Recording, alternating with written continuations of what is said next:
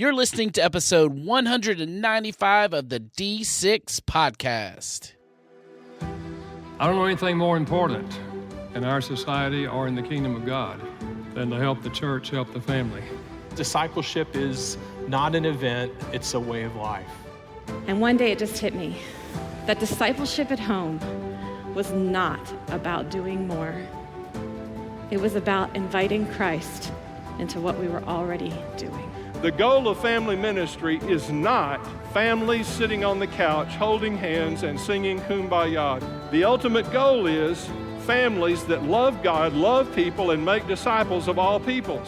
So that's why you're here. You're here to say 1 hour a week, as significant and as awesome as it is, we know that it's not enough and we want to be intentional with every hour. You're listening to the D6 podcast. Here's your hosts, Ron Hunter and Jeremy Lee. This is the family ministry podcast that helps you connect the church and home. And by now, Ron, we are pretty much into 2020. We are. And we've talked about this each year, but you know, it is a reflective time. It's a time where people begin to try to set new disciplines. They try to disappoint themselves. You know, I'm going to accomplish this, and I don't know, 2 to 3 weeks in, we just kind of blow it. Or this is where gym memberships get like 6 months worth of free unused space because we go for 6 weeks and drop out. You know, they make that money. They do, but yet they get that recurring charge, and you know, there's that emptiness. And I think that at times our discipleship program at church may be kind of like that. We have new ideas we want to start. Maybe we picked up a new curriculum in the fall of the previous year. Our teachers are trying it, but they're grumbling. They're not liking it. And if you're unsettled with your curriculum, you don't have to wait until the fall. You don't have to wait until, quote, the new year, the time that people would normally change.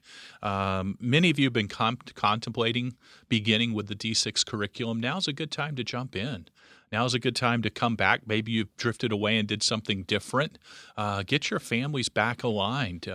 Give parents that connection to their children's heart and those enriched conversations that can live from the children's years into those teenage years. Yeah, I was meeting with a business mentor last week, and he said to me, Jeremy, when you begin a new initiative, you should tie a short string to it. And I was like, talk to me more. I'm trying to understand. Yeah. He goes, because sometimes one of the mistakes we make is we get into something and we see very clearly, very early that it isn't working and probably isn't going to work, but we continue with this kind of false hope that it'll eventually work out. And he said, great leaders know how to pull a short string. Exactly right. Do you agree with that? I 100% with one exception. Okay. I think that's absolutely true with peripheral add-on items that go beyond your core. Okay. If you're not, and boy, I don't know if I'm ready to plug another podcast, but I'm going to anyway. One of my favorite podcasts for the past year plus has been Business Wars. Love listening to it. And if you listen to people like Netflix or, you know, the cereal manufacturers, I listen to how the whole organic cereal between General Mills and Kellogg and Post all started and how they struggled. I mean, there were times their factory burned to the ground, how they almost filed bankruptcy, how people weren't buying into a new product they launched, you know, and they got all these peripheral. But your core always has to be what your core is. And there are times you need to persevere. But you might launch a product line and, you know, it's floundering. And I agree with you. Have that short string, pull it, get it out of the way, and move your focus back to your core. So then I'm going to play devil's advocate a little bit because isn't curriculum in the core category? So if we pull a string, talk to me about that a little bit. Yeah, no, exactly right. Our core category at Randall House, and it's funny you say this, we've been talking about this over the last 4 or 5 months.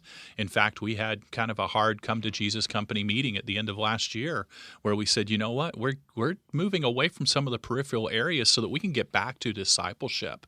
And our discipleship is that family alignment, both church and home, and how it's accomplished. And the D6 curriculum is our core. And we have new iterations that have come out with that one. And we'll always be innovating with those areas. But let's say we want to tweak one of our products within the curriculum, or we want to, let's say that we launched a new age group and we go, that new age group really don't need that separate one. Let's pull it back down into, the same category. Or we might launch a peripheral item out there that's not part of curriculum. And after a year, 2 years, maybe even less, we go, hey, it's not working. We're a small enough, agile enough company, we can recognize it and pull it back down. So if I'm a minister Yeah. and I'm at a church and I've started a new curriculum and I'm not liking it, is that a core thing that I should stick with and be with, or is that a short string that I should pull? No, here's the key. The curriculum is not the core. Discipleship is the core. The curriculum is the methodology of accomplishing the curriculum. Okay. And so what I would do is make sure every church that is healthy is focusing on discipleship. Now, how you accomplish that may be one of several different directions. We believe strongly that you need an open classroom, meaning that if new people show up at your church, they can immediately jump in to any one of your small groups and not feel like they're 4 weeks behind on the latest Beth Moore, David Platt, whatever Bible study out there. Mm-hmm. And those are great items, but those are electives. Those are meant to be studied outside of that normal discipleship pattern where it's a little bit deeper. Well, let's get super logistical here. How would you recommend if I'm a minister and I previewed a curriculum, launched it, and then I'm not hearing a lot of buzz and my leaders aren't engaging and it just isn't what I thought it would be?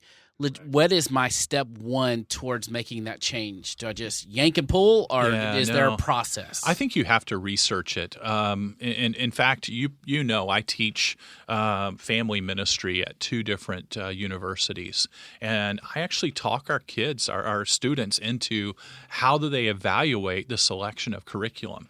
And there are set questions that one needs to go through and evaluate, like the amount of Bible content, the features in it, family alignment. There's a scope and sequence that we say, okay, what pieces are being taught? How many times are we going to touch something? Those kinds of items are all very valuable. And if you want to dive into this, I'm not trying to self-promote, Jeremy, but the DNA of D6 has a whole chapter dedicated to this.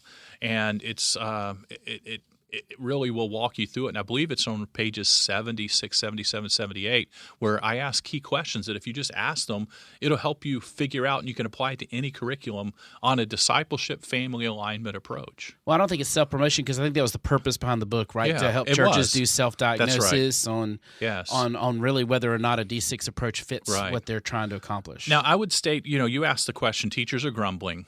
One of the questions is, anytime you change to something new, teachers are going to grumble.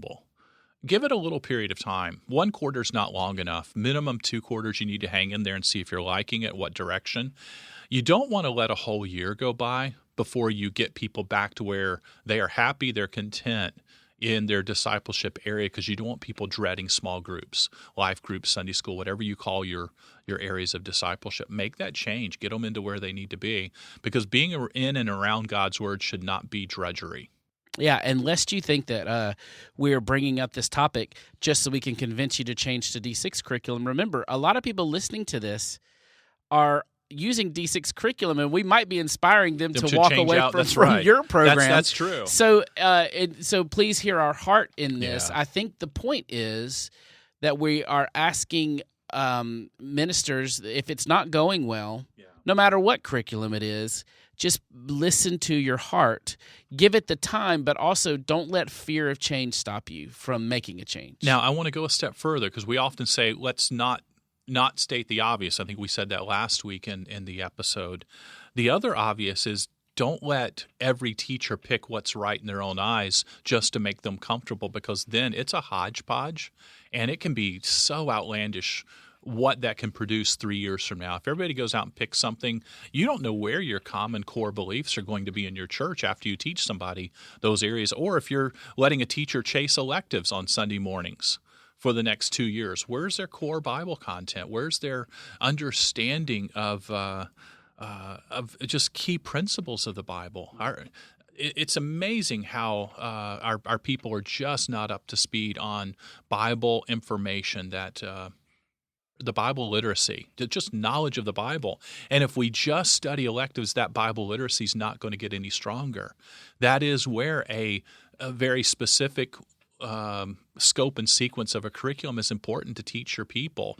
And a good teacher can take a curriculum and just wow it, and so grab one that's got a long-term plan to it. That's a key to it. Don't grab just a 4-week study or a 6-week study and one after another. That's not going to be healthy for you in the long term.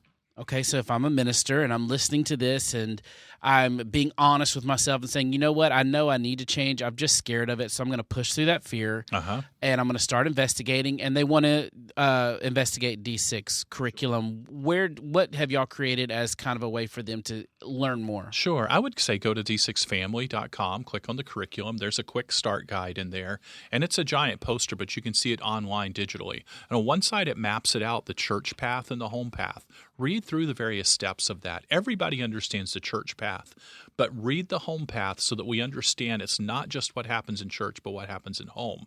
Then you flip that printed paper over or the digital, scroll down, and you'll find our 6-year scope and sequence, and you can look and see where we are and what you want to jump into.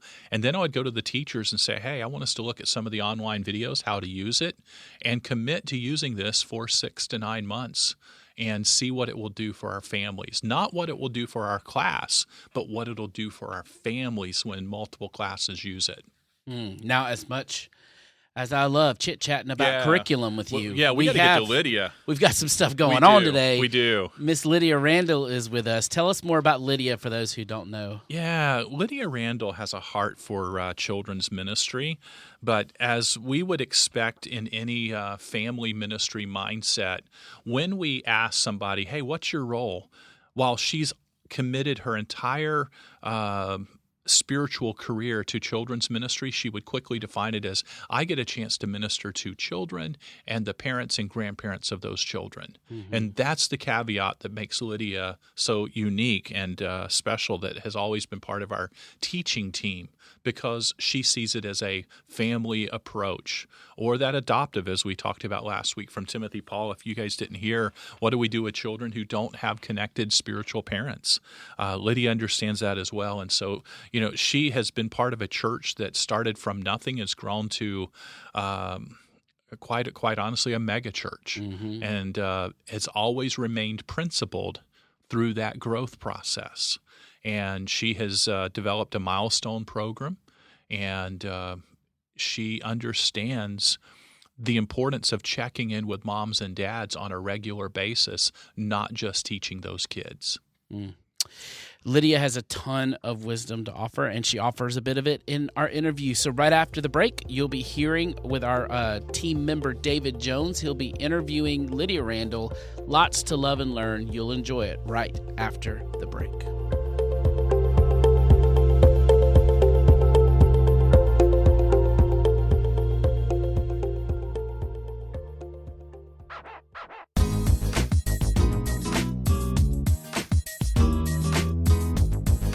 Today, I am joined by Lydia Randall. Lydia Randall is a wife and mother who has been serving parents and children for over 2 decades through her ministry with Lake Point Church in Rockwall, Texas.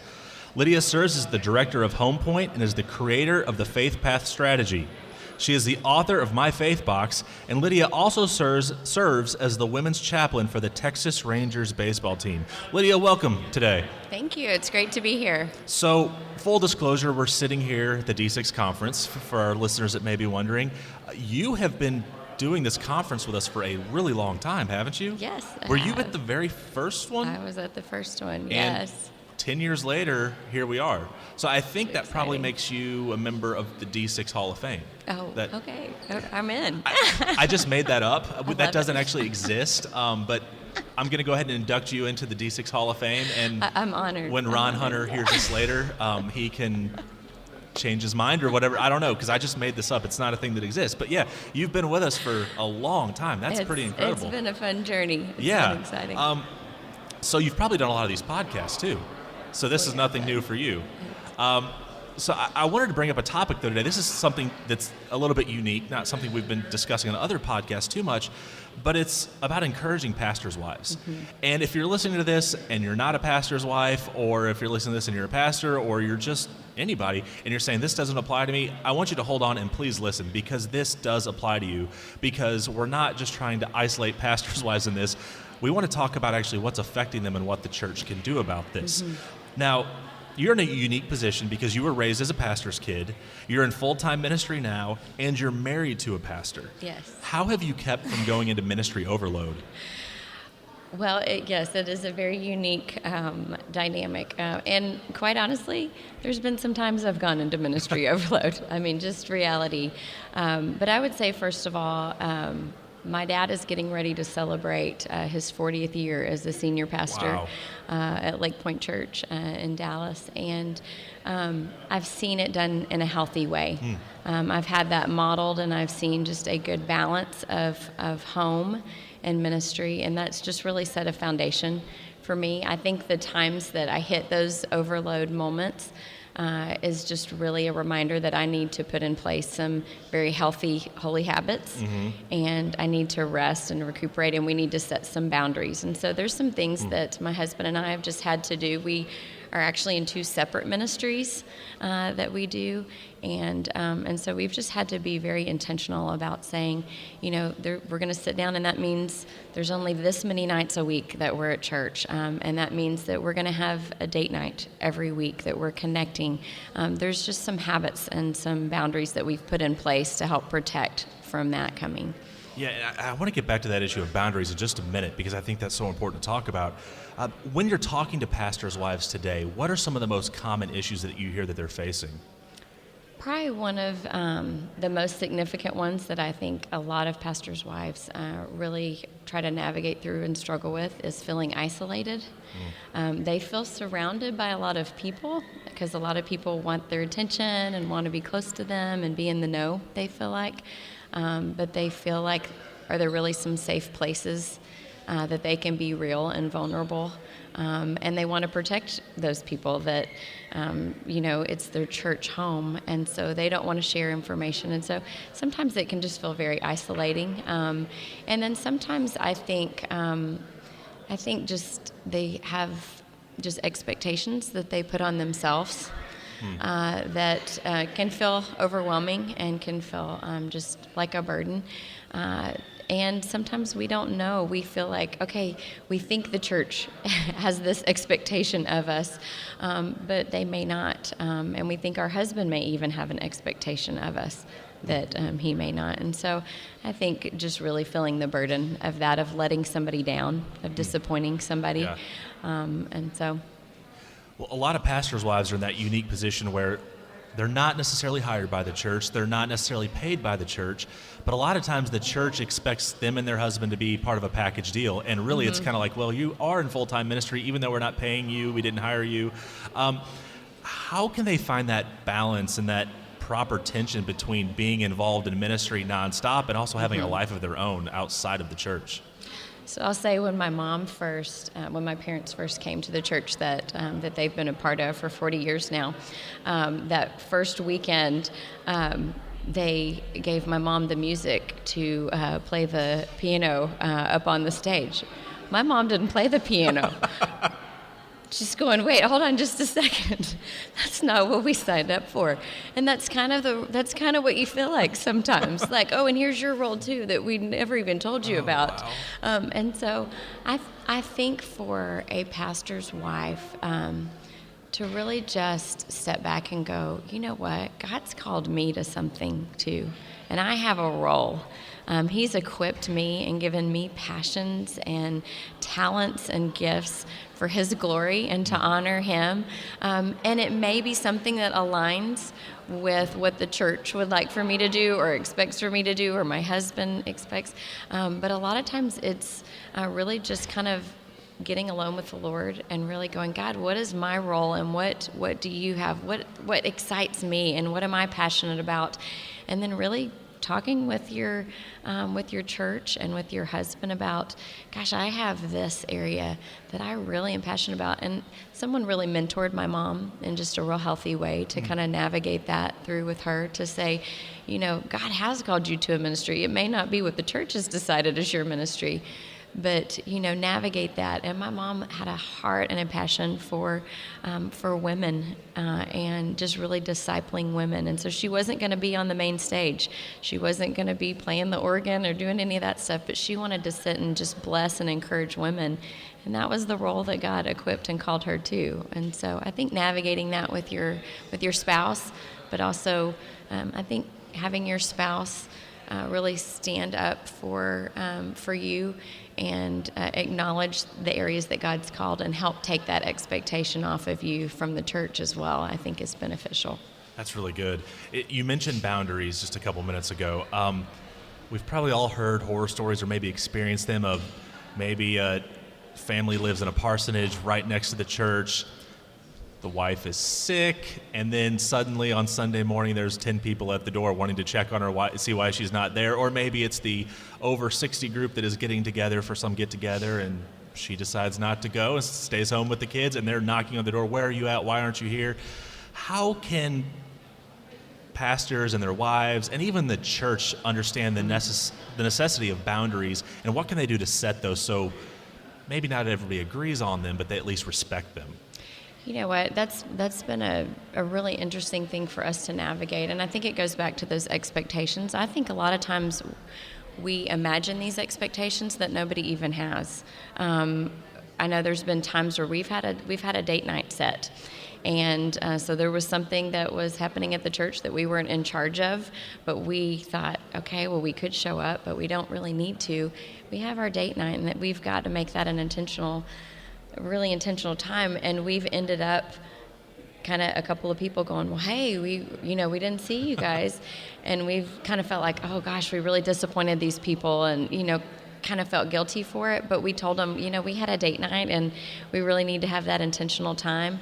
And probably about 2 weeks later, those same people came back and said, you know what, that for me meant so much that y'all didn't show up, because I need to be more intentional in my marriage, and by you setting that example for us really changed my thinking. Wow. Thank you for being that example. So I think sometimes it's actually a healthy challenge that we need to be able to call our people to say, you know what, we're not going to exhaust our kids. We're not going to put our kids in this situation, or, we're going to protect the home just like we want you to protect our home. And we hold up, instead of allowing there to be a disappointment, we hold up a value. To say, gosh, and we want this for your home too, and we model that out, and we just talk about it. We talk about the elephant in the room sometimes to say, hey, that may have been disappointing. Hey, here's the reality. We needed a date night, or we'd already been at the church 3 nights a week that y'all weren't at the church all 3 of those nights, but we were, and we've set a boundary that we're only at the church that many nights a week. And so I think just talking about it and getting it out there and holding up those values. Now, you serve as the women's chaplain for the Texas Rangers, and one thing that players' wives and pastors' wives have in common is that they often have a lot of time alone because their husbands are on the road. What word of wisdom can you offer to women who feel lonely and like they're keeping their family afloat because their husbands are always gone? Yeah, that's probably one of the hardest things to navigate, and I think, quite honestly, I think that's where Satan creeps in and starts feeding us those lies, those things to get us rolling down really a road that we don't need to go down. And I think capturing those thoughts and those lies and changing them and finding the joy in those moments. Some of those moments that I have with my kiddos when my husband's traveling, or honestly when growing up and I saw my dad traveling, my mom being so intentional. She was so creative and really made an effort to make that time that my dad was away a very intentional, fun time for us as kids. But I think she saw that as her ministry. That was her ministry, to keep our family afloat so that my dad could. And it was a team. And I think when you see your family and your home as a ministry team, and that's the role that you play, that you get to support your spouse by making sure that everybody's clean and fed in the home and the house is still standing by the time they get home. that's a gift to your spouse, and that's a joy to be able to play that role in ministry. It's also sanctifying a little bit. It's something where the Lord refines us, and it's not about us, it's about His kingdom. And if I can play a role in that, then that's a role that I'm honored to play. So I think just changing our mindset of I don't have to be on the stage, I don't have to be the one out there doing ministry. I can be in here doing ministry, and that's my role. That's great. Now, if you had to choose, are you taking ballpark food or church potluck? Ooh, that's a good one. I'm going to have to go with church potluck. That's the good spiritual answer. Without it is. If you have a different answer, you can say it off mic later.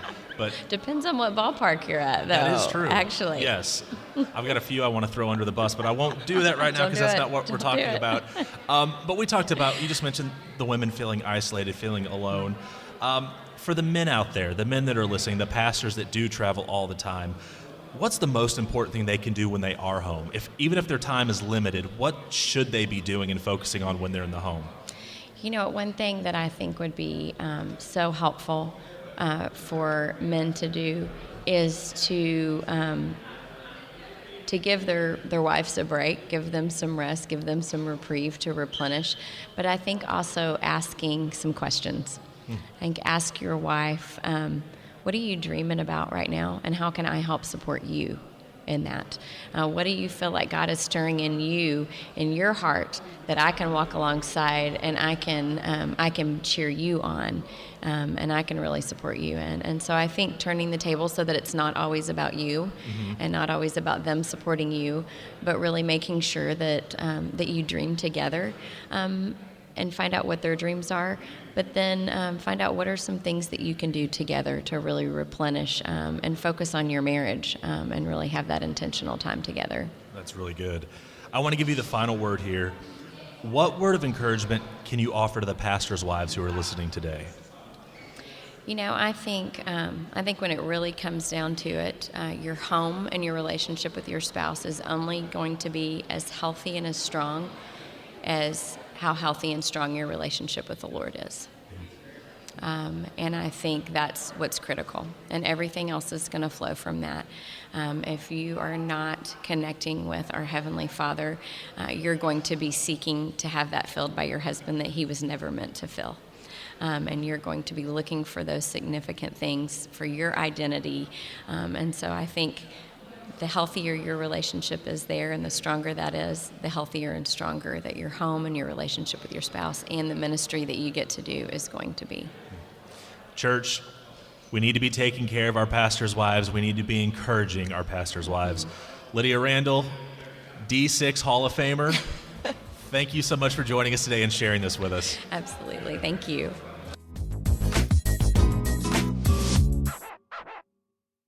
I think you all want to hire Lydia Randall right now and bring her to your church.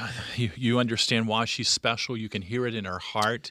It's sincere. It's not just knowledge. She's not just saying words. This lady has dedicated her life to this ministry and ministry leaders and helping other ministry leaders. Yeah, soft-spoken wisdom every time, every single time. Thank you, Lydia, so much for being with us again. I can't wait for our next time to be with you, because I know there will be a next time, because you're in That's that. Right. Yeah, she's one of those core. So she's D6 family, yeah, isn't yeah. she? All right. Now next week you're going to be interviewing Jeffrey Wallace.